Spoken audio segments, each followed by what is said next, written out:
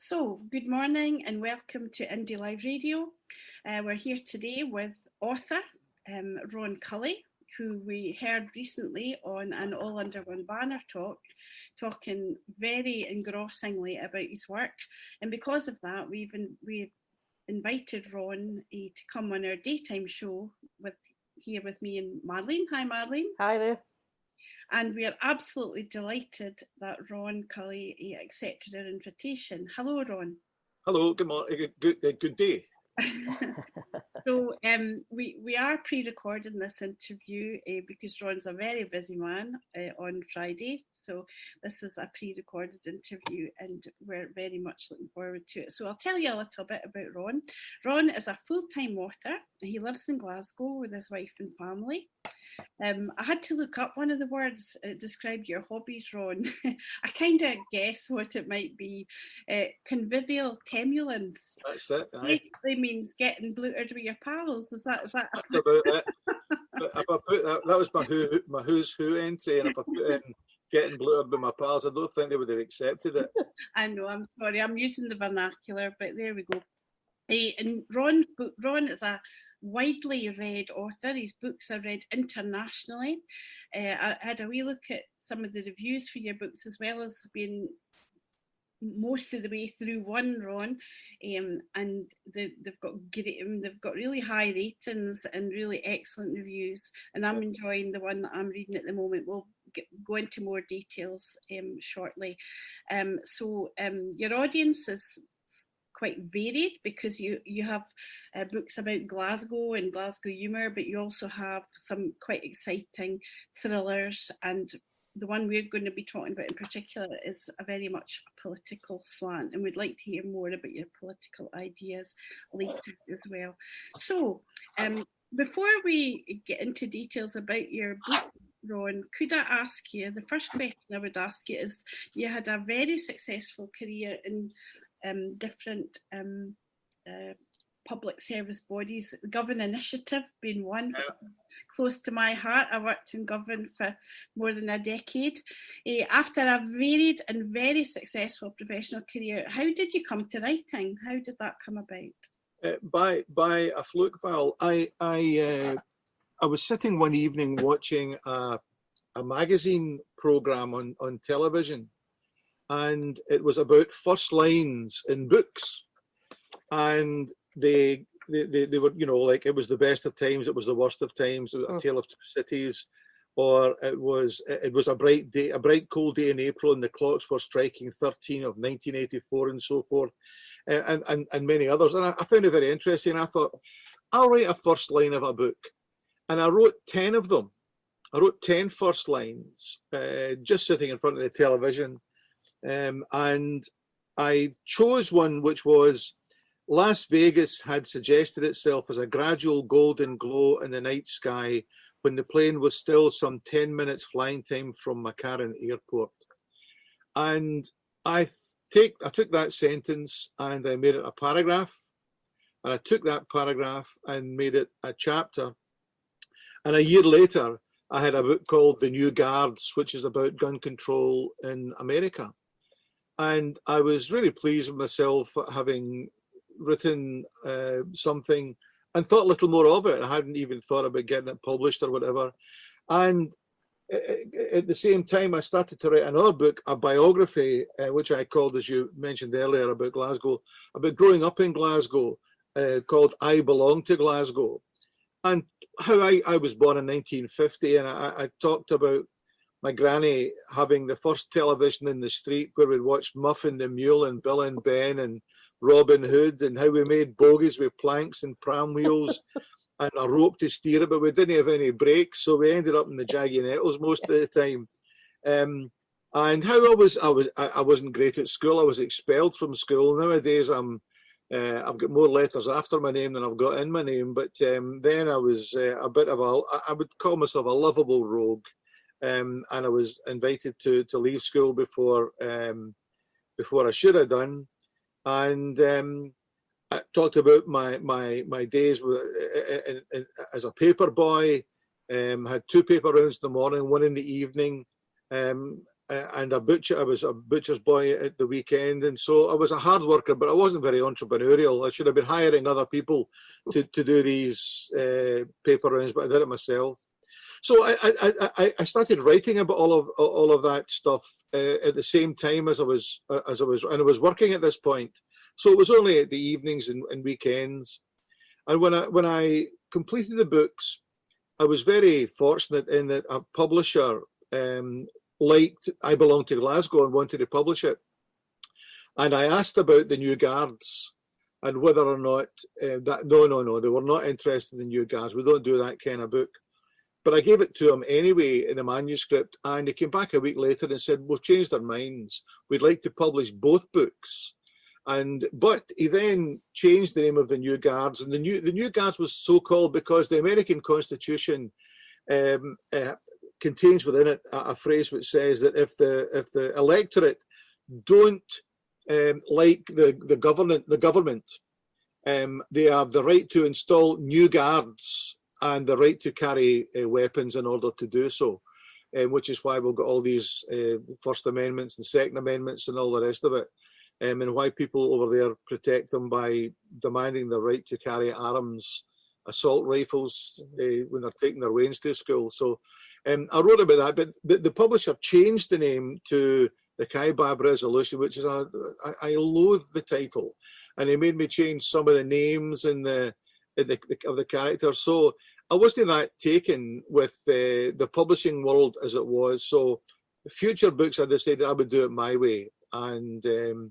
I've gone down with another publisher who gives me a lot more room to write what I want, because I can't imagine about that many publishers queuing up to publish some of the stuff I've done recently when it's about Scottish independence. Well, that is a bit. I take your point about that. I'm looking at the list of your books, because the book that we're looking at, we're going to be asking you, Alba, Who Shot Willie McRae, that you had written, at least 7 or 8 books before you came to write that one, and the Kaibab Resolution is the first one on the list, but it's quite an obscure reference. Most people wouldn't know what that meant. Nobody, including me. The denouement of the book takes place in a forest outside Las Vegas called the Kaibab Forest. Ah, right. And so he called it the Kaibab Resolution. And I suppose, like anyone who's involved in the creative arts, you know yourself what you want to write, and when somebody else starts impinging on that and telling you, we'll call it something different and we'll change that character's name, and I don't like the way, well, tough, so I no longer have these problems.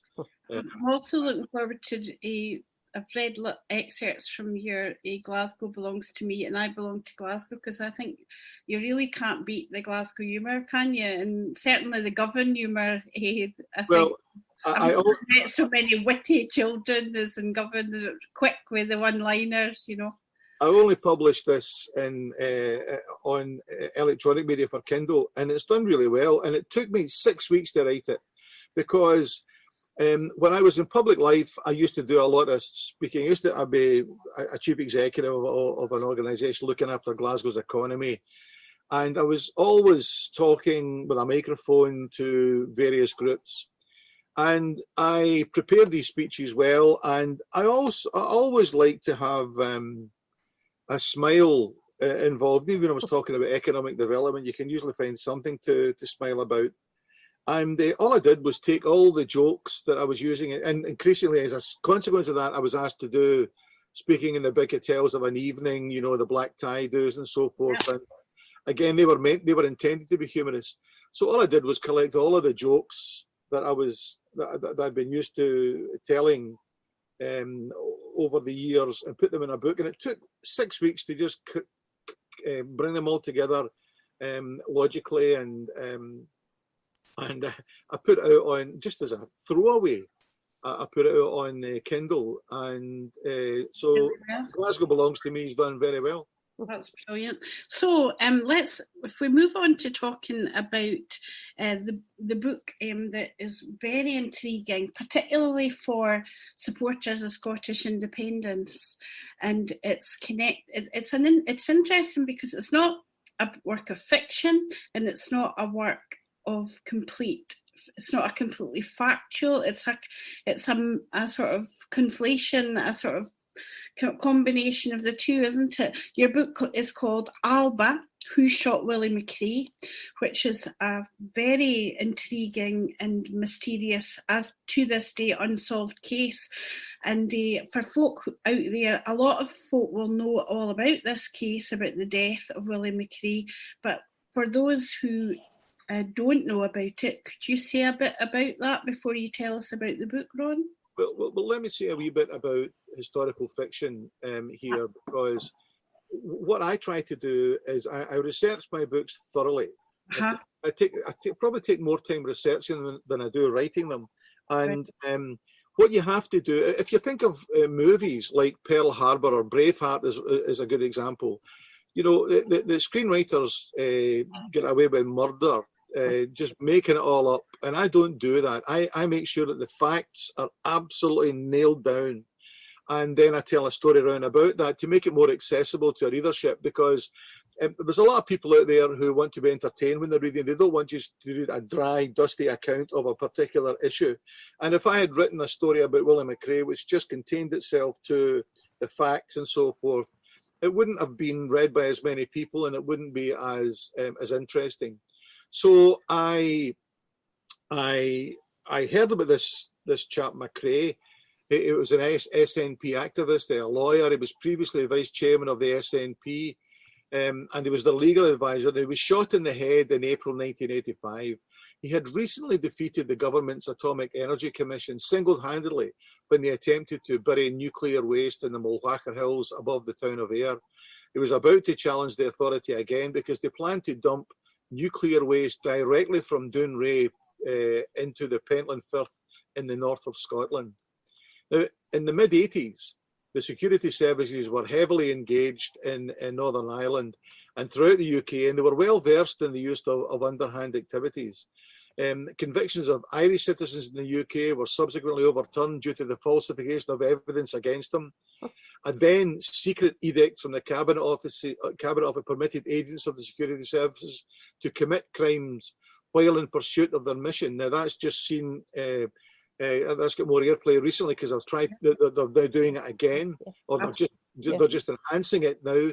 And it wasn't overseen by politicians, but by the security services themselves. They called it the third direction, and it's now fully understood to have been in play at the time of McRae's death. Indeed, just before McRae was shot, Hilda Morell, a prominent anti-nuclear campaigner, had been murdered in her home some months before McRae, just before she was about to give evidence at a public hearing. The Metropolitan Police Force at that time had just been found to be institutionally corrupt, and the incoming commissioner, Sir Robert Mark, had stated, "A good police force is one that catches more criminals than it employs."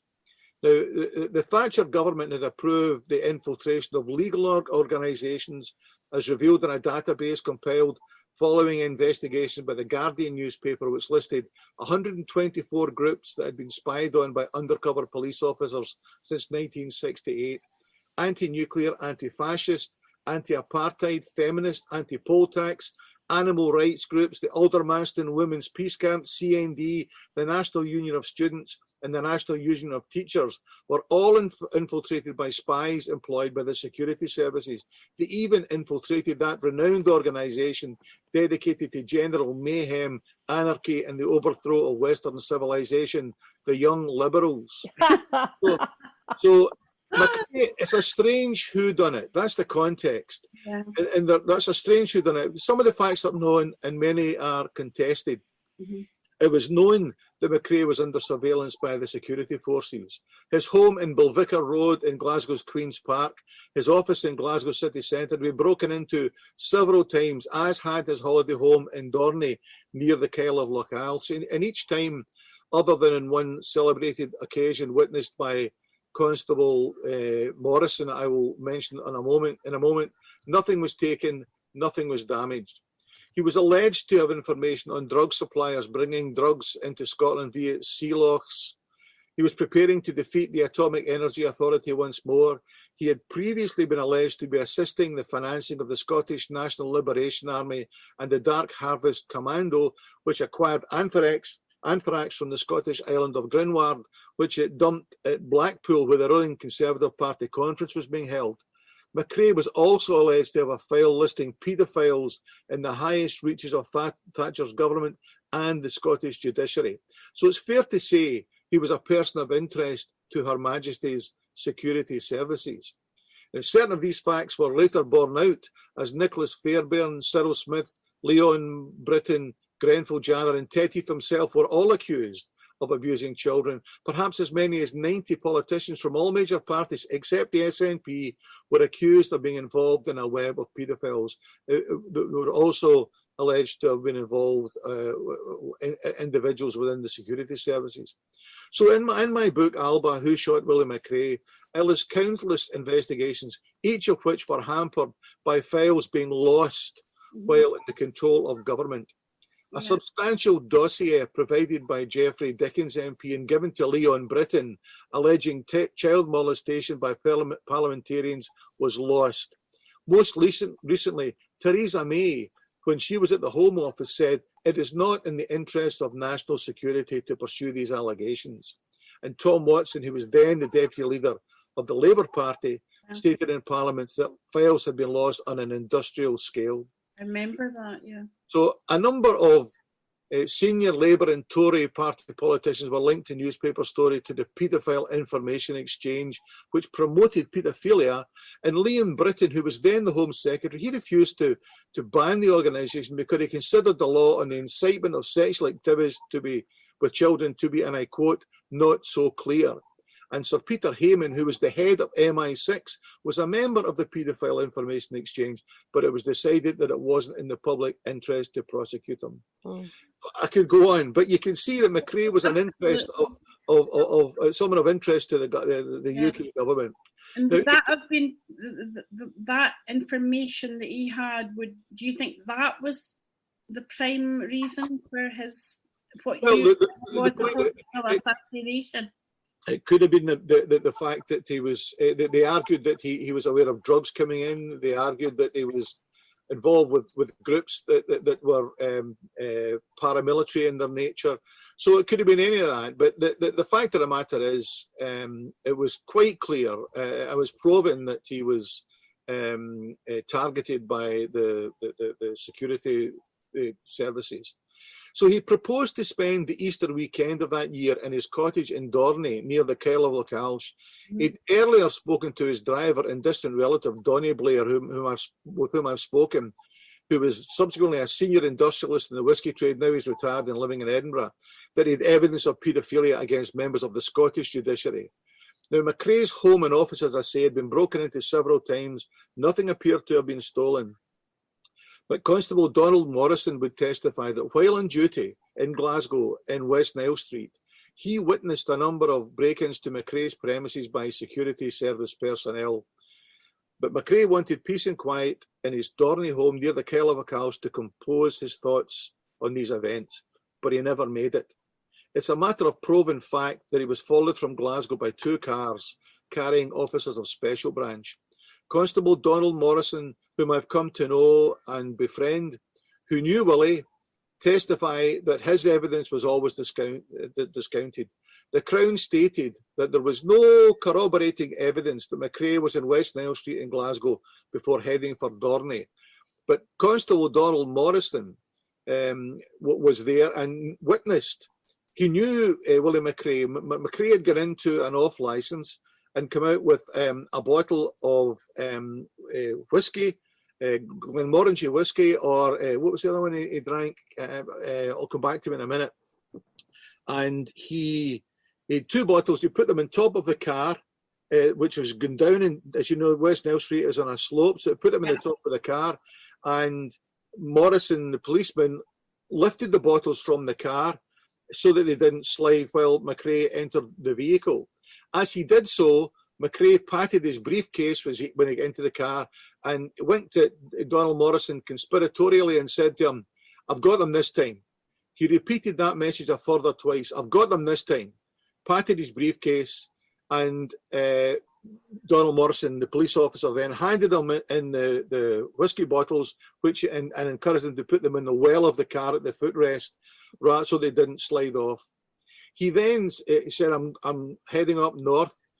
So Donald Morrison, the constable, city centre beat, stopped the traffic and allowed William McRae to do a U-turn, to turn round and head north up West Nile Street. And he also testified at that point that he witnessed 2 males running to 2 cars, whose drivers then set off after McRae's car as if in chase. He went through a red light at the top of West Nile Street, across Sauchiehall Street, and following him. McRae drove off, heading towards Dorney, and the next morning his car was found in a remote Highland Glen above Loch Loyne, and he was near to death. Sometime later, a gun was found some distance from the car. His pocket belongings had been piled neatly in a rock, despite the fact that he was still strapped to the driver's seat and was unconscious. Now, you two are too young to remember the old cars where when you put the seatbelt on, it didn't move, it held you in your place, and it was one of those. So he was still seated, held in place by his... Ron, when we were young, cars didn't have seatbelts. Well, McRae was held in place with his seatbelt, and he stank of whiskey. The post-mortem found no alcohol in his blood, however. A half-empty bottle of grouse was found inside the car, something he never drank. The bottle was unbroken, despite the fact the car had rolled several times down a steep hill. But he only drank Glenmorangie, or as I now remember, Islay Mist. The briefcase was lost at the scene, and then it was recovered, but the files were missing. He was taken to Inverness and then transferred, still in a coma, to Aberdeen, where he was found to be shot in the head. Medical staff washed the body before the post-mortem, and so they cleared away all traces of the powder burns, because the closer the gun to the head, the narrower the soot deposit. The further away it is, the wider the soot deposit. Yeah. And they cleaned his hands for theatre, and in consequence, no powder burns could be found on his hands, because when you fire a gun, at least an old gun like Willie had, you would get powder burns on your hands. The coroner decided on a verdict of suicide before the gun had been recovered, so he couldn't have known which gun had been used. And he also stated that the bullet wound was in the temple, whereas his body, still alive, was found on the Saturday. He was pronounced dead on the Sunday. The post-mortem took place on the Monday, and the verdict of suicide was announced on the Tuesday. Now, is this very efficient, or is it rushed? In Glasgow at that time, it typically took 3 weeks to conclude matters. In Inverness, it took 3 days, and that over a weekend. The nurse, Catherine McGonigal, who treated him and discovered his head wound, travelled to a new seconded position immediately thereafter and was unaware of any controversy. But in October 2018, she resurfaced and testified that the bullet hole was in the nape of his neck, not the temple.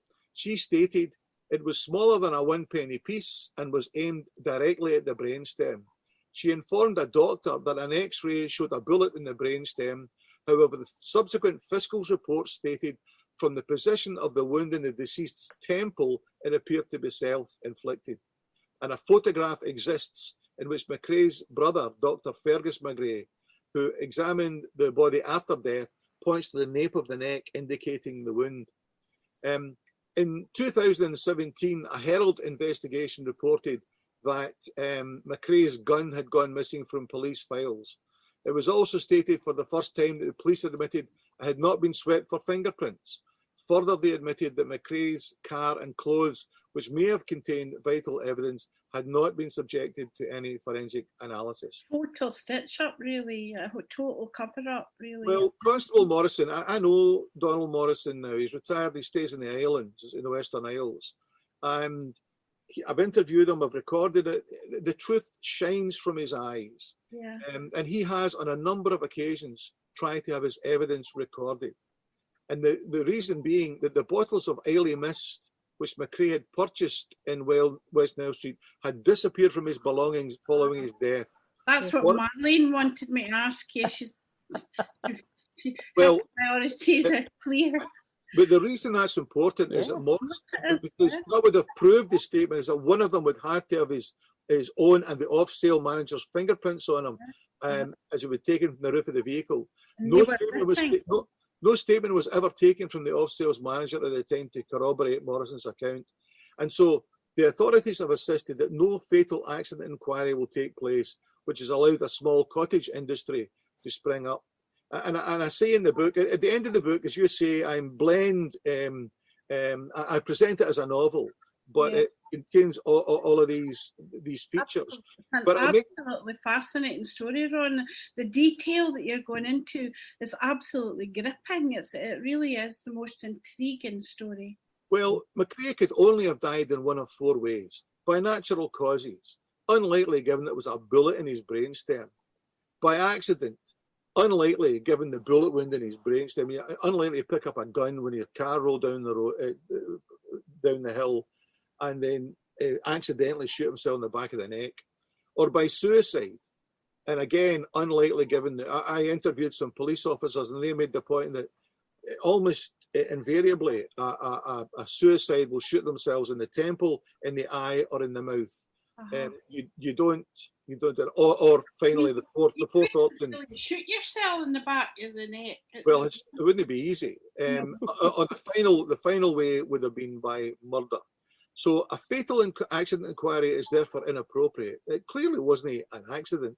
A murder inquiry was necessary, which should take account of these new testimonies earlier denied the authorities. But of course, I mean, it's puzzling because when I've read all these, the official statements, and they are either an absolute work of fiction and it's a conspiracy, or all of the information I've just presented here is.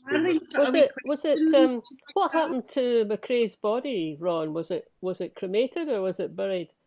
Well, I thought so for many years. I thought it was cremated, and then I was told, oh no, and I travelled to a cemetery, a beautiful cemetery actually. I spent a lot of time in cemeteries with my two dogs. That's where I get the names of my characters in the novel from people that have snuffed it in 1943 or something. But it's at Camelon Cemetery outside Falkirk. I was told it was in there. So it's a huge cemetery, but I walked around it and I found 3 or 4 gravestones, all of the McRae family. And I looked at the side of one of the McRae gravestones, at the side of it, and it said Willie McRae, and it gives his date of birth and death. And that is nothing about his role, nothing about his death. It merely just as if he was one of a member of family, and it just seems to me to be an unremarkable a gravestone. You would never know that this was Willie McRae, who in many ways was a Scottish hero, and he lies now not unremembered, but in an unremarkable grave. Yeah, I mean, the reason I was asking, which you'll probably clocked anyway, was because if this was an episode of, I don't know, Silent Witness or something, you'd dig up the body and prove that where the bullet had gone in, wouldn't you? Well, we'll get the testimony, fortunately. But yes, you could do. I never. My wife watches. My wife only watches things where people have been murdered or where people are arguing. So I've got my own wee football room. So I'm sure that a lot of people will. I know that your book is available in print, but also it's available on Kindle, because I have bought it and I'm working my way through. Not working my way. I'm engrossed in it. I'm reading it at the moment. Unfortunately, I've got rather a lot on my plate this week and I haven't been able to finish it, which is annoying. So you've talked to us about this amazing book, which is about one of the most mysterious and intriguing cases in SNP and Scottish crime history, really. And you've talked to us about your other books about I Belong to Glasgow.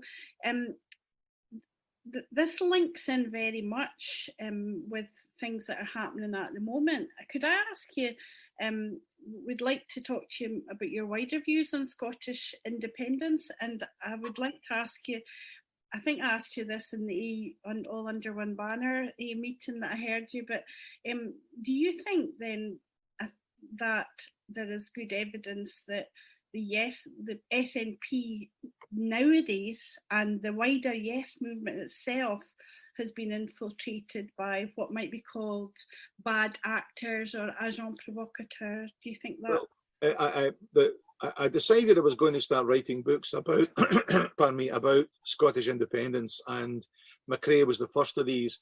I then wrote a book called The Last Colony, which is predicated on the notion that as democratic Scotland works to secure its independence, ever more frantic attempts have been made by the British establishment to influence and suborn the democratic wishes of the Scottish electorate.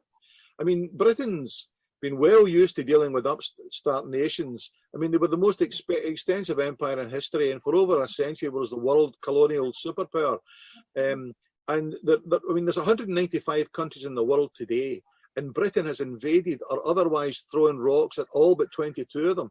So the British Empire didn't develop following cheese and wine parties and a subsequent measured analysis by nation states of the benefits of the protection of the British Crown. Rather, it's got a history of creating colonies by employing cruelty, pillage, theft of natural resources and so forth.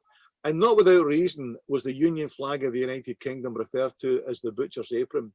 And it flies over our country as well. And it just smacks to me of almost inevitable. They wouldn't be doing their job properly if the security services and MI5 were not involved in keeping their finger on the pulse, let's put it that way, of what's going on in the Scottish Parliament.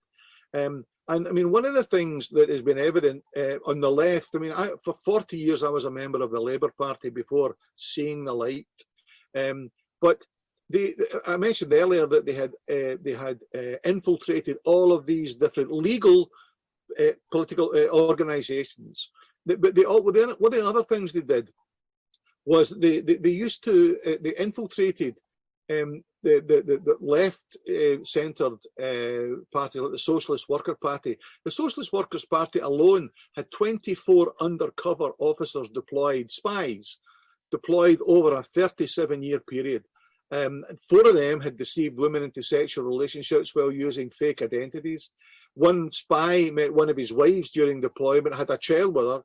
I mean, it's outrageous. But so citizens who were joining entirely legitimate organizations could have been talking to an undercover government agent, not the friendly supporter to whom they believed they were having up leather. But what they do is they cause splits. They join, and they bring about a situation where they take issue with a particular policy, and that group then splits into 2 groups and so forth, and divide and conquer. And so, but with that, what has changed over the past few years, however, is that all of these groups, with the notable exception of the Labour Party in Scotland, whose membership has been dropping like a stone, all of the groups supporting independence, political groups, have coalesced around the notion of independence and have, if not buried their differences, certainly reprioritised them and have gathered round the flag, as it were. So we see the Yes campaign, the Greens, all under one banner, even Hope Over Fear gathering as one seeking independence. And when you analyse social media activity, there's a clear amalgamation going on.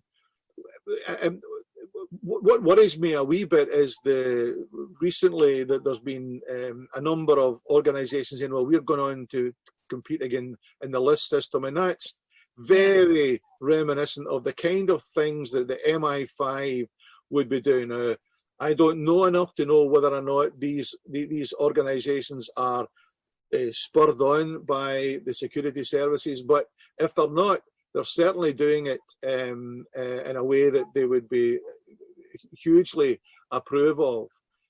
So I think that the forces of darkness continue to work their evil ways, and they're good at it. They're good at it. So let's not be under any misapprehension that. Would that take the form then of somebody coming in like an SNP branch, or would it take the form of somebody who was already there, being approached and having pressure put on them, maybe like if they had, what form would that take? I mean, there would be very for the likes of a rank and file SNP member, like I'm happy to be quite open about the fact that I'm an SNP member. I know I'm on the radio, but we don't pretend to be like scrupulously unbiased on Indyliveradio. Basically, a rank and file person, how would we be able to find, how would we be able to be aware of that, Ron? Any warning signs, do you think? Or? Well, remember, MI5, and which is internal security as opposed to MI6, and the special branch and so forth, are good at what they do. And so I would not imagine that it would escape their notice that if all they need to do is find someone senior in the SNP who has committed some kind of indiscretion, and then threaten to bring that to the attention of the Daily Mail, unless, of course, we could come to a wee understanding about how you just let us know this, that, and the next thing. And so these sleepers could be in place for years, making their way through the ranks of the Scottish National Party until they need to trigger them to do something, come out with a policy that would split the movement. And right now, we look at the sexual orientation issues that are going on just now. That is meat and drink to the security services, because it offends as many people as it inspires. So that is one way of doing it. They have people at a local level doing it, encouraging branches to put forward particular propositions to conference and so forth. There's all sorts of ways of doing it. There is a clear view that the Alex Salmond situation would be at least open to interpretation, that is something that could have been encouraged. It must delight the security services if they haven't been at the back of that. So the issue is, who knows? But if they're not doing it, they're not doing their job properly. Well, that is a fascinating thought. So let's just, I know that you can't stay with us forever, and you've been okay. very generous with your time. So what I would like to ask you as well about, if we can, is just in general about your views on the political situation at the moment. About now, as we seem to be pushing at a door that's almost open, with the several polls showing the support for independence at 58%. We have this big Holyrood election coming up in May. The selection for the SNP, the selection contests are in progress as we speak. I think they finish a week on Friday, the 6th of November, and then the SNP will have candidates in place, and other parties also will be doing the same, the Green Party, and other independent supporting parties. So I just wondered, what's your view on how things are moving? I know there's a lot of controversy about Plan B, about Section 30. What's your take on how things are going at present, Ron? Well, I know nothing more than anyone down in the pub when the pubs used to be open. I have no insights to what's going on there, but I am buoyed on the one hand by recent polling, which is, I'm sure, largely down to Nicola Sturgeon's performances each lunchtime, and I never miss one of them. But I'm buoyed by the increase in support for the SNP and for independence. Troubled by the prospect of this slipping from our grasp. Sociologically, what happens politically is that if there is a healthy opposition, then there is a healthy opposition. But where there is none, and in Scotland just now there is none, the Tories and the Labour Party do not amount to anything at all. And so what happens is that the opposition tends to come from within the party. And that's what's happening now. We're getting Salmondites and Sturgeonites. We're getting an emphasis on policies which should be dealt with after independence. If you want to discuss, sexual orientation or whatever, do it when we're independent.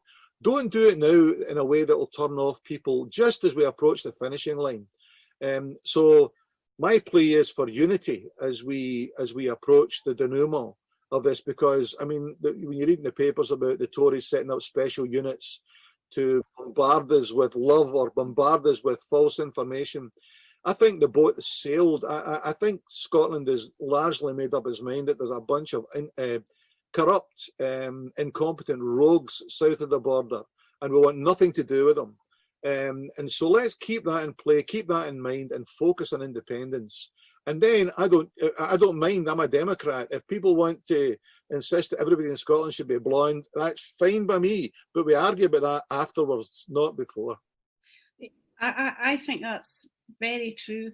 I have one slight caveat, and that is people are asking these questions of their possible candidates for selection, and next year these people will be the folk who will be in the Parliament voting on these issues. So their views on certain issues are crucial, because if we elect somebody who has a certain view on an issue that is very dear to somebody's heart, and then say, yeah, that's fine, we've got independence, but you know, we have I see what you mean though, because when we get independence, then everything's up for grabs, and we will then re-elect a new Parliament, won't we? Yeah, indeed. But when I went through that process last week with my local branch here, and I listened to what everybody, with the 8 candidates here, and I listened to what every one of them said, and to make it plain, I have not yet pushed the button on it, but I will go for the candidate who just said, look, independence. I'm blinkered. Independence is what we're doing. So I don't need to mess about with, do I prefer this policy or that policy? Unless they are focused on independence, they don't get my vote. Yeah, that's my MSP, who sadly is stepping down, Sandra White. I remember there was a whole lot of people had written things, and Sandra's comment was independence, nothing less. That's all she put, and I thought, oh, it's just brilliant, you know. Anyway, thank you for those views, very strongly put, and I'm sure they reflect what a lot of folk out there are thinking, Ron. Thank you for that and being so candid and frank about your views. Very strong. Just to finish off, we'd really like to ask you just what's ahead in the future. What are you currently working on, and future publications? I'm currently working on. I've actually finished a book which is going to come out before Christmas, called "Rebellious Scots to Crush," after the famous 5th verse of "God Save the Queen." Because just as all the polls shows that we're approaching independence separate from English dominion, we know that if it were to come to pass, England would lose the tax base, the export base of Scotland is water, oil, gas, renewable energies, as fish stocks, timber. I could go on. It could lose its seat as one of the 5 permanent members. It would lose its base for nuclear submarines and what's left of its international prestige. So I have written this about what in the face of it is a dry and dusty account of dark money, because dark money is coming in from Northern Ireland and is usurping the right of the Scots to make their own decisions, because being dark, nobody knows where it comes from. Yep. But we do now, because it was evident that it tends to come from Northern Ireland.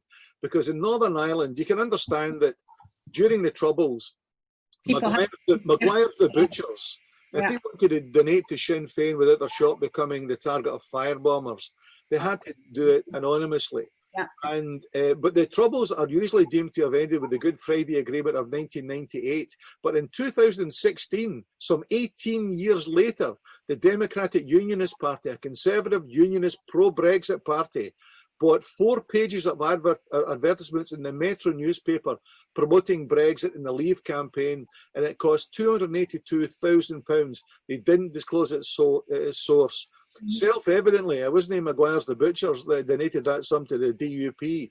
It came from Saudi Arabia.